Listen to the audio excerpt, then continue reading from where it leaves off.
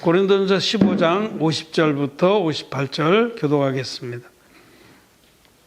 형제들아, 내가 이것을 말하노니 혈과 육은 하나님 나라를 유업으로 받을 수 없고, 또한 썩은 것은 썩지 아니한 것을 유업으로 받지 못하느니라.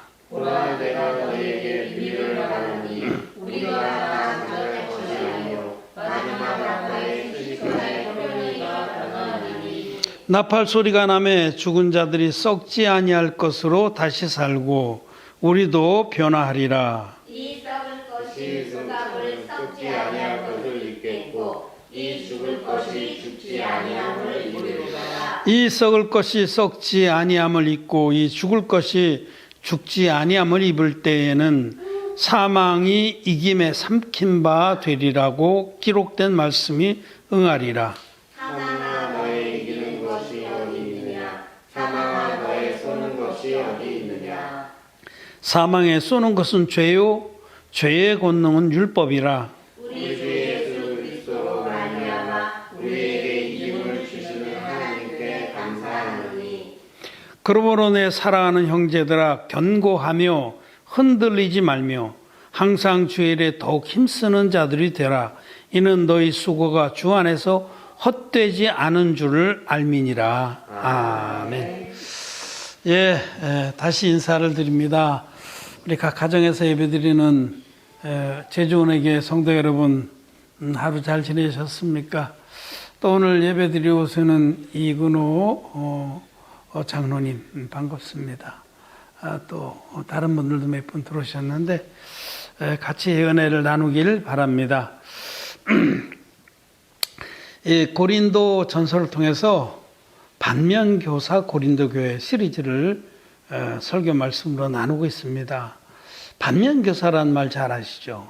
어떤 상대방이, 어떤 대상이 잘못하는 것을 그걸 통해서 타산지석으로 삼고 우리는 그런 잘못을 저지르지 않겠다라는 것이 바로 반면교사라는 뜻입니다. 고린도 교회는 정말 하나님의 종 사도 바울이 그곳에 가서 해산의 수고를 하면서 교회를 세웠지만은 정말 그들의 믿음이 잘못된 것이 참 많았습니다. 그래서 여러 부분에 우리는 그들이 어떤 부분에 잘못 믿었는가, 잘못 행했는가를 보고 오늘날의 기독교인들도 반면교사로 삼아야 됩니다. 특별히 고린도 교회는 이 부활에 관한 문제, 부활과 휴거에 관한 이런 부분에 올바른 지식과 믿음이 없었습니다. 어떤 이들은 부활이 없다 하고 또 어떤 이들은 부활이 지나갔다까지 얘기를 했어요. 부활을 믿지 않는 거죠. 참 많은 부분에 올바른 말씀을 바탕으로 한 믿음이 자리를 잡지 못했습니다. 그래서 오늘은 그들이 부활에 관한 믿음, 휴거에 관한 믿음이 제대로 되지 않았기 때문에 이 땅에서의 신앙생활도 제대로 될 수가 없는 겁니다. 부활한다, 또 휴거해서 주님과 함께 천년왕국과 영생의 천국을 누린다, 이런 부분에 분명한 믿음이 없으면 이 땅에서의 신앙생활이 속된 말로 개판이 될 수밖에 없습니다. 두려울 것이 없기 때문에. 그래서 고린도 교회의 교인들이 성적으로 타락하고 하나님 교회를 업신여기고 정말 영의 것들을 추구하지 않았던 것을 볼 수 있습니다. 그래서 우리는 그것을 반면교사로 삼아서 부활에 관한 또 휴거에 관한 올바른 지식과 믿음을 가져야겠습니다. 부활은 우리 신앙에 있어서 굉장히 중요합니다. 이거는 부활, 우리가 장차 부활한다는 이 사실은 우리 신앙의 재앙점입니다. 부활이 없다고 하면 우리 신앙은 다 헛것입니다. 그래서 사도 바울은 고린도전서 15장 이 부활에 관한 장에서 만일 그리스도의 부활이 없다면 우리의 믿음은 다 헛것이고 우리의 바라는 것들도 다 헛것이다, 그렇게 말씀을 한 겁니다. 여러분, 우리는 부활합니다. 부활과 동시에 우리는 휴거에 참여하게 됩니다. 이 부활과 휴거가 없다고 하면 우리의 지금 믿는 신앙생활은 다 헛것입니다. 믿을 필요도 없는 겁니다. 그래서 부활과 휴거, 이것은 우리 믿음의 지향점이고 꼬린 지점이고 우리의 축복입니다. 영생으로 들어간 문입니다. 이 부분에 잘못된 지식을 가지고 있기 때문에 확실한 성경적 지식을 갖지 못하기 때문에 신천지 같은 무리들이 일어나서 많은 영혼들을 유혹한 겁니다. 제가 어제 변상욱 대기자의 그 유튜브 동영상 하나 봤습니다. 여러분 잘 아는 분이에요. 그분은 한 15년간에 걸쳐서 신천지를 집중적으로 취재해서 다큐멘터리도 만들고 많은 좋은 자료를 남긴 분입니다. 저는 사실 신천지에 대해서 잘 모릅니다. 잽이 안 되는 분이기 때문에 너무 언어 도단에 그 짓거리를 하긴 데라서 뭐 이렇게 들여다볼 그런 필요도 없고 또 우리 교회 성도들은 절대로 그런 데 안 넘어가잖아요. 근데 사실 그 많은 교회의 그 신도들이 거기 넘어갔습니다. 지금 신천지의 숫자가 한 30만 된다고 합니다. 대략 따져보니까 지금 우리나라에서 어린아이들 빼내면 청년 이상이 한 3천만 됩니다. 그러면 30만하고 3천만이면 100명에 한 명이라는 거예요. 100명에 한 명. 굉장히 많은 숫자입니다. 우리 청년 이상으로 볼 때 우리나라 국민의 100명당 한 명이 신천지 교인이라는 거예요. 어마무시한 숫자입니다, 그것은. 근데 정말 그들이 이번에 코로나19 사태에도 너무 많은 그런 폐해를 입혔을 뿐만 아니라 그것이 아니라고 해도 이런 그 파탄적 이단이라고 저는 그렇게 이름을 붙였습니다. 이 이단이 이 성경적으로 이단은 예수님을 믿으면서도 나는 죄인입니다 하고 스스로 정죄한 자들을 이단이라고 합니다. 디도서의 말씀을 보면 예수님 믿으면 예수 그리스도께서 우리의 모든 죄를 온전히 없애주신 그 진리를 믿음으로 거듭나서 죄가 없는 의인이 되는 게 그게 정상이고 정통입니다.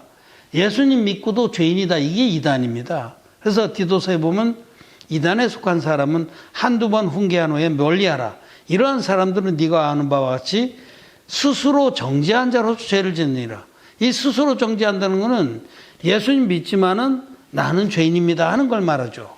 그래서 성경적으로 정확하게 성경적인 이단은 뭐냐면 예수님 믿으면서 나는 죄인입니다 하는 것이 이단인데 얌전한 이단들이 많아요. 그건 그냥 얌전한 이단이에요. 윤리적으로 도덕적으로는 크게 문제가 안 되는 이단. 그런 분들도 사실은 정신 차리고 진리의 복음을 듣고 믿어서 거듭나야 됩니다. 거듭난다는 것은 죄인이 진리의 복음을 믿음으로 죄사함 받고 의인되는 역사입니다. 굼벵이가 놀라운 섭리의 과정을 통해서 매미가 되듯이. 여러분 굼벵이하고 매미는 전혀 다른 존재입니다. 근데 굼벵이가 매미가 되잖아요. 그와 같이 죄가 있는 죄인들이 예수 그리스도의 그 진리의 복음을 물과 피로 임해서 우리의 죄를 온전히 없애신 그 진리의 복음을 믿음으로 죄사함 받고 단번에 거룩한 자.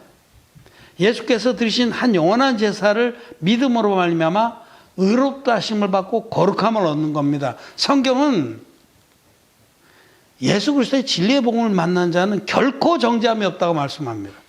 결코 정죄함이 없습니다. 죄가 없는 게 정상입니다.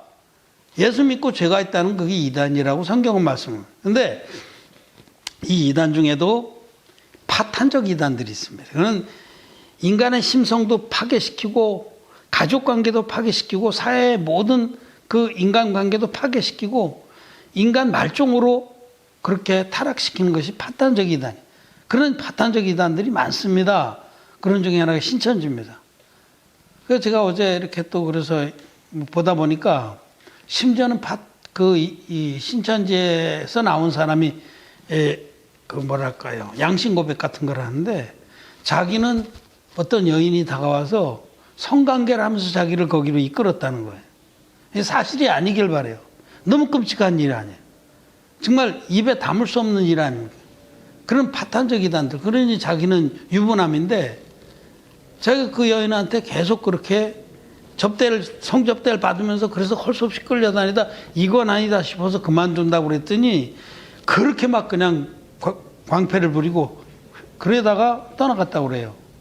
그래서 정말 이거는 너무 심각하다 싶습니다. 그런데 제가 왜 얘기를 하냐면 이 신천지가 이 부활과 휴거에 대해서 아주 엉뚱한 소리를 합니다. 근데 그런데 끌려간다는 거죠.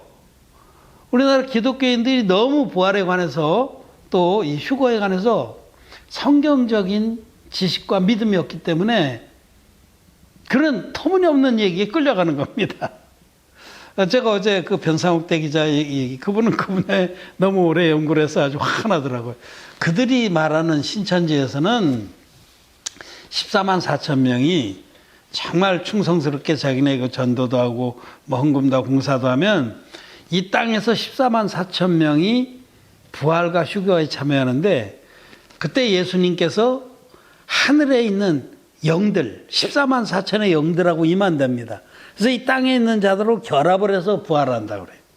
그 희한한 얘기를 해요. 그런 거 아닙니다. 또 그렇게 해서 근데 이만희 그 사람은 자기는 예수의 영하고 결합할 사람이래.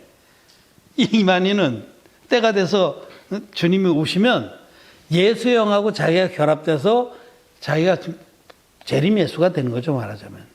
말이 안 되는 얘기죠. 정말 택도 없는 얘기죠. 그렇지 않습니다. 예수님은 하나님입니다. 하나님이 이만희 같은 인간 쓰레기한테 그 안에 들어가서 같이 연합되고 그런 법이 있을 수도 없고 입에 담을 수도 없는 그런 폐역한 짓이죠.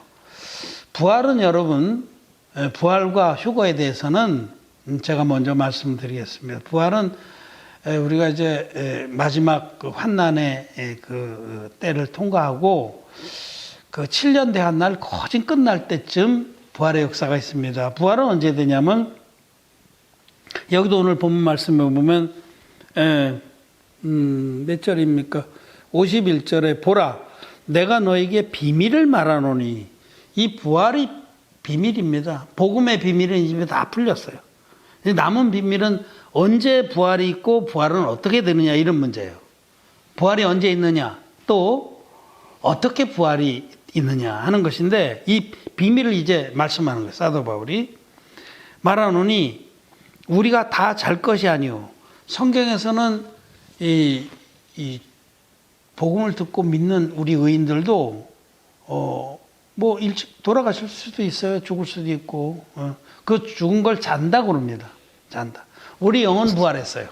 우리는 예수 그리스도의 진리의 복음을 믿을 때 우리 영이 죄인의 영에서 빛의 자녀의 영으로 부활한 겁니다. 우리 영은 이미 살아났어요.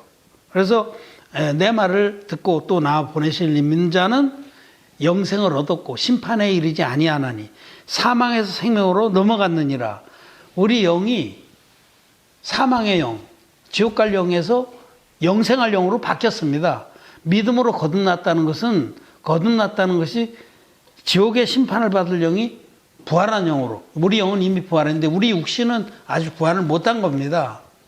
이 질그릇 같은 곳에 우리 부활한 영이 담겨 있는데, 의인의 영이 담겨 있는데 성령을 선물로 받아서 성령께서 우리 영을 지켜주시고 계신데, 이제 마지막 나팔, 여기 부활의 비밀에 대해서 말씀하시는데 다 잘 것이 아니고 우리가 자지만은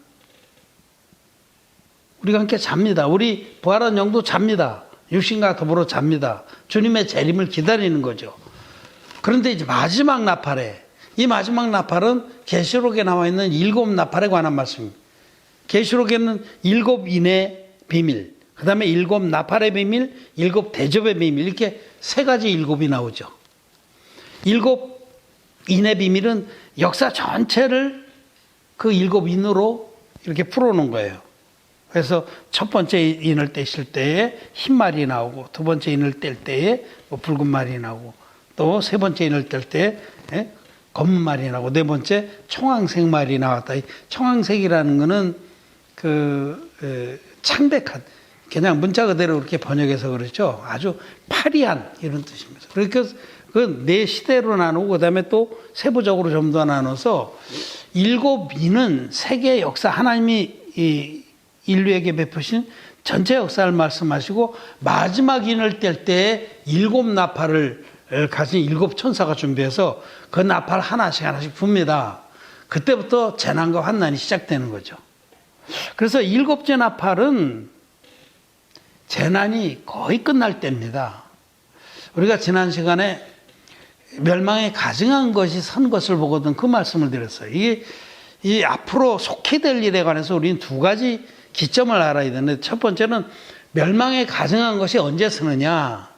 멸망에 가증한 것은 7년 대환난, 다니엘이 말한 한 일에 마지막 7년 대환난의 중간쯤에 그 멸망에 가증한 것이 섭니다.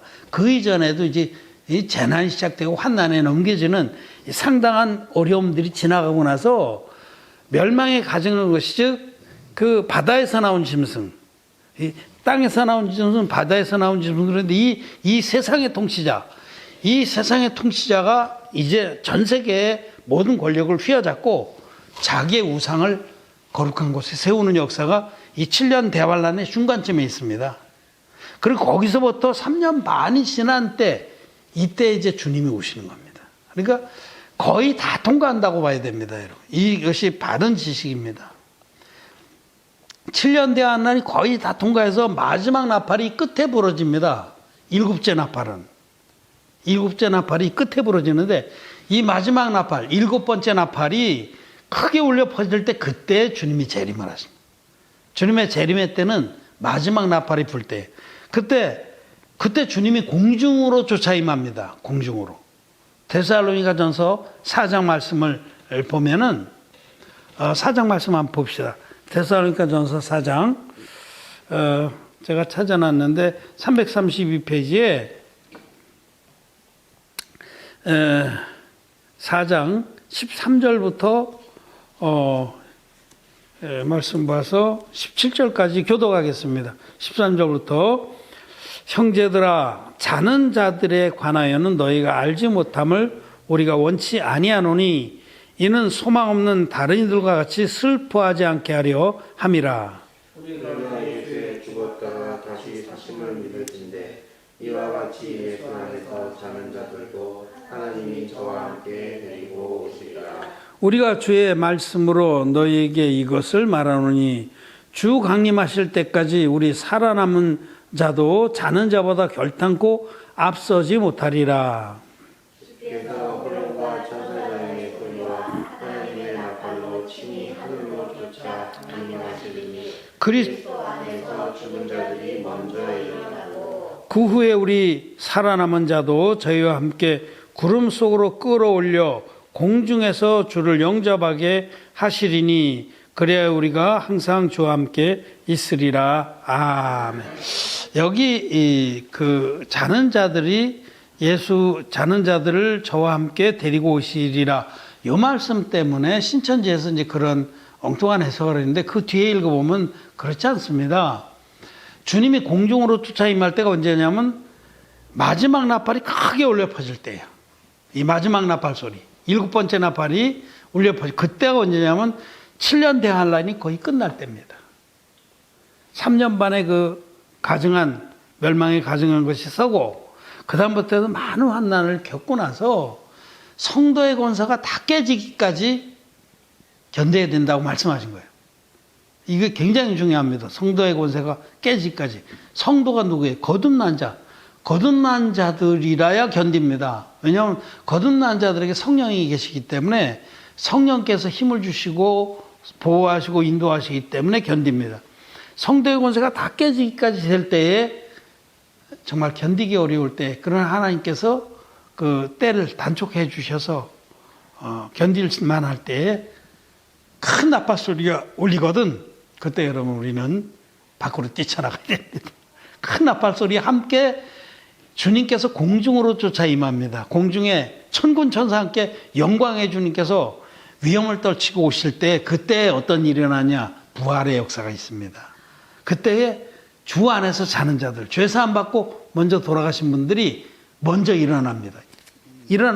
티끌 가운데서 일어나듯이 하나님의 전능하신 능력으로 그들이 쭉 하고 신령한 몸을 입고, 이 부활의 몸은 이런 몸이 아닙니다. 다시는 늙지도 않고 아프지도 않고 죽지도 않는 신령한 몸, 육의 몸이 있은즉 신령한 몸도 있으리라 이렇게 말씀하셨는데 하늘에 영광이 따로 있고 땅의 영광이 따로 있다 이렇게 말씀하면서 이 육의 몸이 아니라 영의 몸을 입습니다.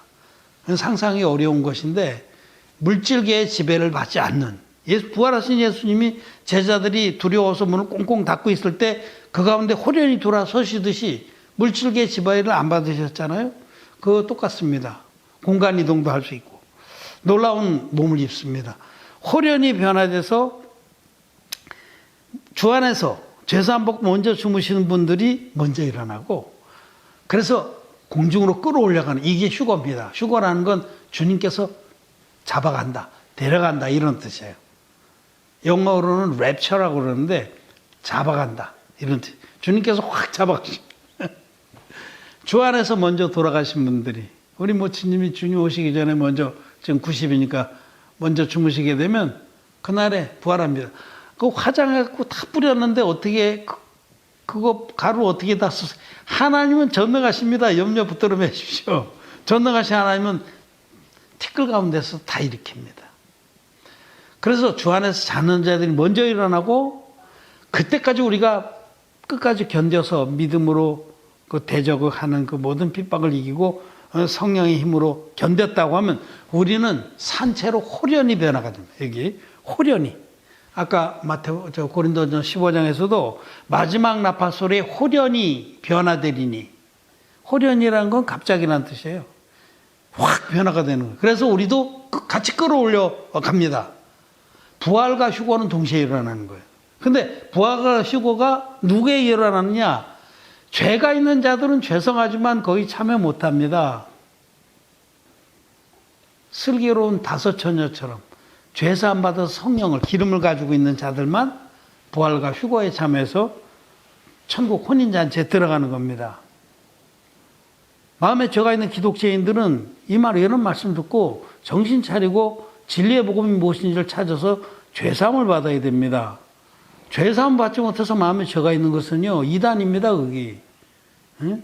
주님은 우리를 죄인에서 죄인 만들어 주려고 온 분이 아니라 죄인들을 진리의 복음으로 거듭나게 해서 의인 만들어 주러 오신 분입니다. 결코 정죄함이 없는 그런 자들. 이조차 예수 그리스도의 몸을 단번에 들이심으로 말미암아 우리가 거룩함을 얻었노라. 우리가 거룩함을 얻었다는 건 죄가 없는 존재가 됐다는 거죠. 그게 올바른 믿음입니다. 그래서 여기 공중으로 쫓아 주님 오실 때 천사장의 큰 나팔 소리와 호령 소리와 함께 주님이 공중으로 임하실 때 그 순간에 주 안에서 자던 자들이 먼저 일어나고 살아남은 우리도 호련히 변화돼서 공중으로 끌어올려가서 주와 함께 공중 혼인잔치를 합니다. 그때부터 이제 마지막 나팔이 울려 퍼질 때 부활계 휴거가 있고 그 천사장의 호령 소리와 함께 천사들이 이한 낫을 휘둘러서 알곡들을 추수해 드리는 역사가 있다. 계시록은 그렇게 말씀했어요. 이한 낫, 큰 낫을 휘둘러서 알곡들을 추수해서 하나님 창고로 드리는 것. 그게 바로 휴거입니다. 그 역사를 계시록에서는 14장부터 15장, 17장 이렇게 걸쳐서 이 부분을 자세히 설명했어요. 거기도 마찬가지로 7대 나팔이 불 때에 잠시 동안 어떻고 하면서 결국은 7대 나팔이 불면서 그 휴거 사건이 이제 기록이 되고 15장에서 부활에 관해서 말씀하고 그렇게 돼. 성경을 한 점 안에도 어김이 없습니다. 어디서는 딴 얘기하시고 다른 데서는 다른 말씀하시고 그렇지 않습니다. 정확하게 다니엘서나 모든 말씀들은 언제 휴거가 있느냐. 7년 대한 날이 거의 끝날 때 주님의 재림과 휴거가 있다고 말씀을 합니다. 이거 진리입니다. 그리고 휴거는 어떻게 일어나느냐. 부활과 휴거는 거듭난 의인들만 부활과 휴거에 참여하는데 죄사함 받은 의인들이 하나님의 능력으로 호련히 변화돼서 신령한 몸을 입고 공중으로 끌어올라가는 그런 역사가 바로 부활과 휴거다라는 겁니다. 우리는 이것에 대한 바른 지식을 가지고 있어야 됩니다. 그렇게 바른 지식을 가지고 있어야만 신천지 같은 무리들이 택도 없는 얘기, 그들은요 환난 전 휴거설을 얘기합니다. 지금도 많은 사람들이 환난 전에 휴거가 있다는 건 부활도 있다는 거잖아요. 환난 전 휴거 아닙니다. 환난을 거의 다 통과합니다. 이런 올바른 지식을 가지고 있어야 환난 때에 배도를 안 하는 겁니다. 이렇게 바른 지식을 가지고 있지 않으면 어때요? 환난이 없으면 아이고 이거 어떻게 된 거냐고 이거 그럼 휴거는 지나갔나 부활은 지나갔나 하면서 에라 모르겠다 나도 그냥 펴 주십시오. 배급이나 받아 먹겠습니다. 매매에 참여해서 나 목숨이나 부재게 그렇게 하지 않겠습니까? 환난 전 휴거설은 성경적이 아닙니다. 환난을 거의 다 통과하고 마지막 7 대접만 피하는 거예요. 그 마지막 7 대접의 그 재앙은 그것은 정말 그 죄인들이 겪는 재앙인데 차라리 산이 날 덮어서 날 죽여달라고 그렇게 애원복걸해요. 그거는 우리가 면합니다. 7 대접의 재앙은. 7 나팔이 울려 퍼질 때 우리는 부활과 휴거에 참여하고 그때부터 무차별적인 폭격이 이루어지는데 7 대접의 재앙이 있는 거죠. 그러나 거의 웬만한 환난은 우리가 다 통과해야 된다라는 걸 아셔야 합니다. 우리가 오늘 이런 그 부활과 휴거에 대한 올바른 믿음에 대해서 말씀을 드렸고, 이 성경적으로 이것이 올바른 믿음입니다. 우리 이 믿음을 바르게 가되 중요한 것은 아직까지 이 죄사함을 받지 못해서 죄가 있는 기독죄인들은 속히 진리의 원형 복음을 찾아서 주님께서 사도들에게 주셨고 사도들이 그대로 전했던 성경대로의 복음으로 거듭나야 됩니다. 거듭나야 된다는 것은 죄인이 의인되는 역사입니다. 굼벵이가 매미가 되는 것과 같은 원리입니다. 너무 쉬운 얘기입니다. 그리고 주님의 진리의 복음은 완전해서 여호와의 법은 완전해서 영혼을 소성케 합니다. 죄가 가득했던 영혼이 의인으로 생명을 얻게 된다. 그런 뜻입니다. 그래서 마음에 죄가 있는 죄인들은 속히 나는 죄가 있습니다. 어떻게 하면 이 죄사함 받고 의인이 되겠습니까? 거듭나겠습니까? 사람이 거듭나지 않으면 아무도 천국의 영생에 들어가지 못합니다. 죄가 있는 사람 거듭난 게 아니에요. 그거는 그냥 종교인입니다. 그래서 속히 돌이켜서 죄사함 받아야 되고, 우리 은혜교회 성도들 거듭나서 하나님 자녀가 되고 백성이 되고 의인된 성도란 말이 뭐예요? 거룩할 성자 무리도 없자입니다. 거룩한 무리들은 이 말씀을 잘 기억해야 돼요. 우리는 부활한 영을 받은 자들이, 우리 육체의 부활을 기다리는 겁니다. 우리가 육신이 부활되면 이제 영생하도록 주님과 함께 천년왕국과 천국 영생을 누릴 것인데, 나와 여러분들은 무엇을 기억해야 되냐면, 우리는 앞으로 재난과 환난의 시대를 겪어야 한다는 사실을 기억해야 됩니다. 환난의 대부분을 우리는 겪어야 됩니다. 환난 전 휴거설, 환난 중 휴거설 이런 거 없습니다. 환난의 거의 끝부분까지 우리는 견뎌야 됩니다. 성도의 권세가 깨어지기까지 그런 재난이, 환난이 있습니다. 그러므로 지금 어떻게 해야 되겠어요? 지금을 믿음을 예배를 해야 돼요. 정말 이 육신은 어떤 환난과 재난을 겪어도 우리 영이 믿음을 배반하지 않도록 진리의 복음을 끝까지 마음판에 지키도록 지금 믿음을 대비해야 되고, 또 한 가지 오늘 고린도서 15장의 마지막 절에서 읽은 것처럼, 그러므로 내 사랑하는 형제들아 견고하며 흔들리지 말며, 이 복음과 하나님 말씀 믿는 믿음에서 흔들리지 말아야 됩니다. 또 항상 주의 일에 더욱 힘쓰는 자들이 되라. 우리가 이 땅에 남은 때 할 일이 뭡니까? 주의 일에 더욱 힘쓰는 것밖에 없습니다. 어떤 영혼이 잠시 교회 신앙생활 했던 사람이 교회를 떠나가면서 나는 세상에서 이룰 꿈이 많다. 여러분, 우리는 꿈을 다 이룬 사람들이에요. 세상에서 이룰 꿈이 뭐가 있어요? 우리는 이 땅에 태어난 우리 삶의 목적을 다 이룬 자들입니다. 이제 우리가 할 일은 주의 일에 더욱 힘쓰는 일밖에 없습니다. 나가서 돈 벌고 세상에서 출세하고 그런 것이 아직도 꿈이라고 그러면 꿈 깨셔야 되고, 그런 사람은 거듭난 자가 아닙니다. 주의 성령이 계신 하나님의 성도들은 이제 한 가지 남은 거, 자기 육체의 쾌락이나 육체의 안목의 정욕이나 육신의 자랑이나 이런 것들은 우리에겐 아무것도 아니고 초계 같은 겁니다. 우리는 한 가지, 주의 일에 더욱 힘쓰는 자들이 돼서 그렇게 일하고 주님 앞에 믿음의 장성한 자로 살다가 주께서 오실 때까지 환난을 통과하면서 주님 오실 때 영광스럽게 호련히 변화되는 부활을 맞고 주님이 끌어올리실 때 휴거에 참여해서 그때부터 우리가 영원토록 주와 함께 영광을 누리기를 바랍니다. 올바른 부활에 관한 올바른 지식과 휴거에 관한 올바른 믿음을 여러분 다 가지시고 남은 때를 믿음으로 사시기를 바랍니다. 말씀을 마쳤습니다.